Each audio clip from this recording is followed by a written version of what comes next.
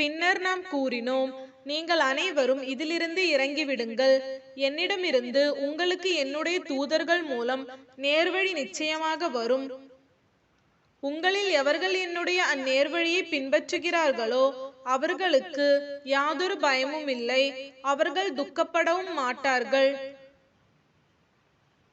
அன்றி எவர்கள் என்னுடைய நேர்வழியை நிராகரித்து என்னுடைய வசனங்களை பொய்யாக்குகின்றார்களோ அவர்கள் நரகவாசிகளே, அவர்கள் அதில் என்றென்றும் தங்கிவிடுவார்கள்.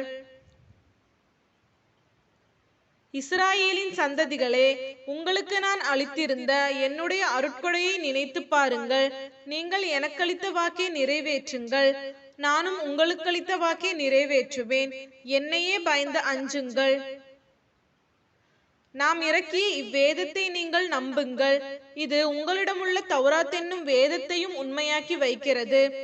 இதை நிராகரிப்பவர்களில் நீங்களே முதன்மையானவர்களாகிவிட வேண்டாம். இவ்வேதத்தை பற்றி உங்களிடமுள்ள தௌராத்தில் கூறியிருக்கும் என்னுடைய வசனங்களை மாற்றி சொற்ப விலைக்கு விற்றுவிட வேண்டாம். நீங்கள் மற்ற எவருக்கும் பயப்படாது எனக்கே பயப்படுங்கள். நீங்கள் உண்மையை அறிந்து கொண்டே அதனை மறைத்து பொய்யை உண்மையென புரட்டிவிட வேண்டாம்.